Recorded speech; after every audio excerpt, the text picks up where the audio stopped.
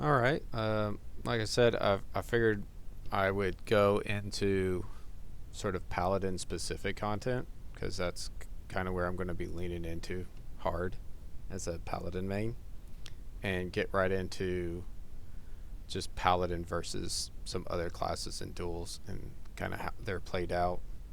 And since I kind of already went over the fact that uh, we beat rogues pretty handedly, uh, figured I'd kind of just hit on why that is and kind of how that plays out. Uh, first off, who was it, like Palytime or some, made a great video on this like years ago, and that's kind of where I picked up uh, a lot of very useful information. So you can look for that, check that out. Credit to him because uh, that kind of steered me in the right direction there. But you're gonna have like a rogue sort of come out on you. You want to be sword and shield. Like if you're just like riding around on your mount and stuff, just put on the sword and shield. You don't want to get caught with a two-hander up.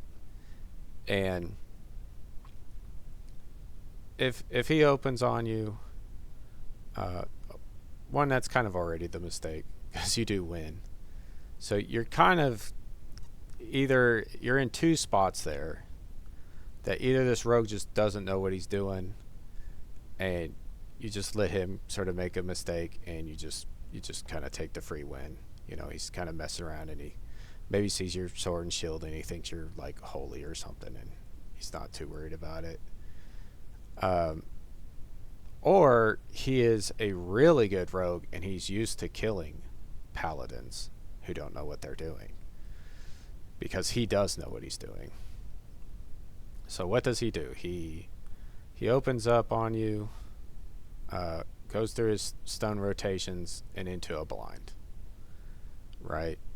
And what you need to do is you need to beat that sort of gear check.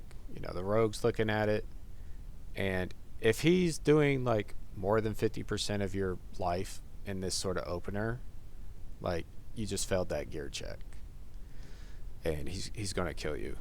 Now, because he's going to get another opener on you, and if you have to use cooldowns and stuff to stop that opener, well then eventually he's just going to leave combat and sap you and get on you again, and that's sort of it.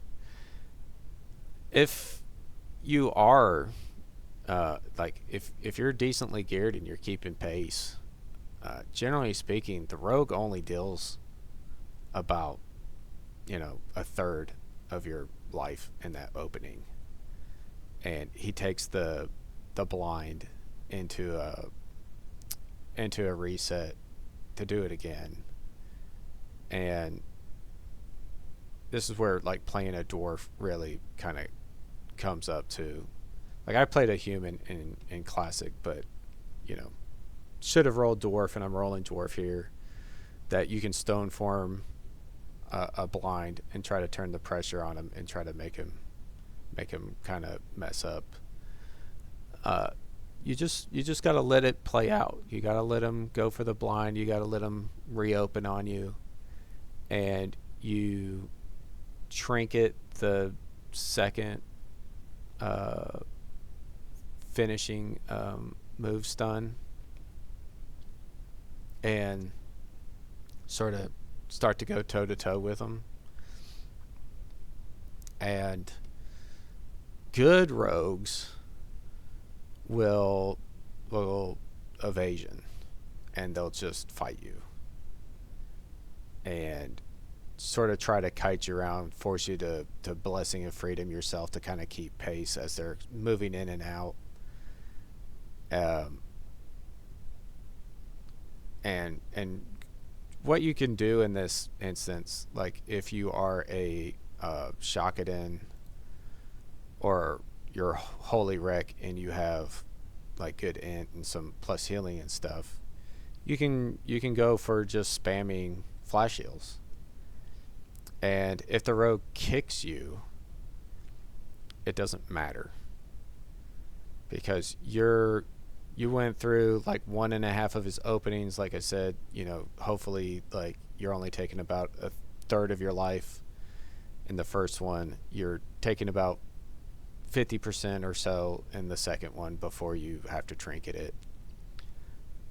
And you're just sort of kind of watching the rogue's energy.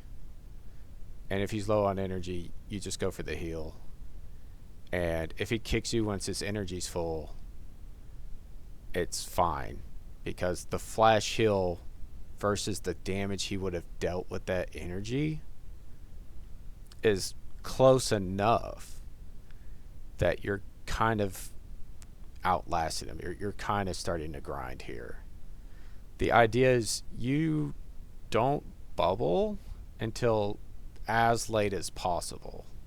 Once the rogue has exhausted some cooldowns, and he goes for the cooldown reset, right? The prep, right? So once he pops prep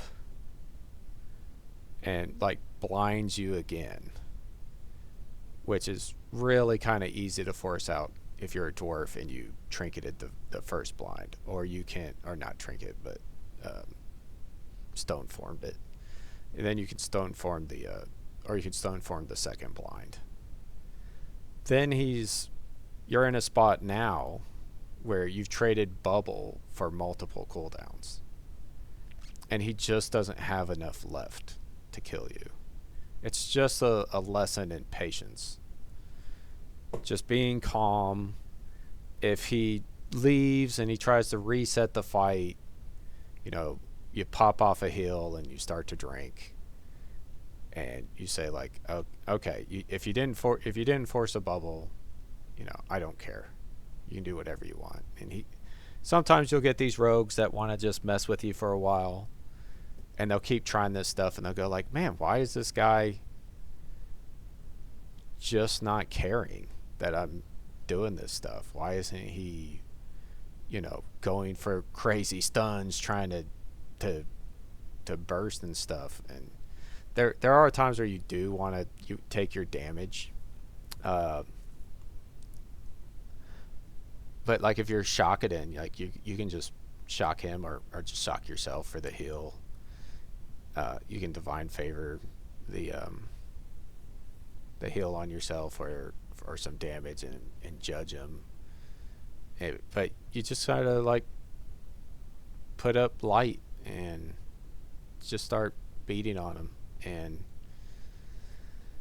it's really not that big of a deal. And especially at level 25, like rogues don't have prep, so you're very easy. Like at that point, it doesn't even matter. At that point, you can just bubble. If you are maybe a little under geared, even you should be able to beat a rogue because they won't have prep. Not too much to say there. You just kind of will be going for stuns into bursts. I believe the rogue PvP trinket doesn't remove stuns. So, but you're gonna find playing a paladin, a lot of horde rogues are gonna be orcs for that stun resist. Those can start to press you if they're really well geared, and they just resist every hodge and resist every grenade, and then it can get to be a pain in the ass. But again, that's where kind of being dwarf kind of helps out a lot, because you remove the poisons and become immune to them and the bleeds and stuff if they're trying that. Some rogues can try other strategies, and will they have Thistletea at 25? I don't know, but you just gotta watch the rogue's energy and try to just play accordingly. Don't go for crazy stuff if they do have it. If he's obviously got a bunch of energy, maybe don't go for that heal, because him kicking you plus using a couple of things on you isn't too bad. uh, just let him kind of use those first abilities, and then sit there flashing in his face saying, "You have to kick this.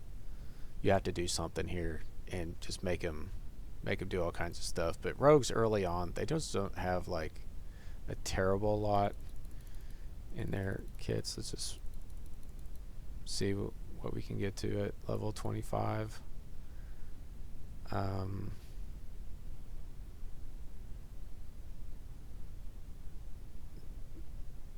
Hmm.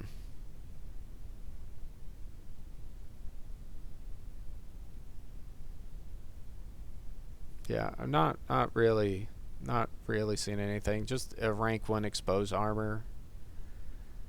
Even the 500 armor reduction for 30 seconds. The fact that they had to spend points, use this finishing move, and then they're trying to go for a reset on you and try to reopen while you have this on there.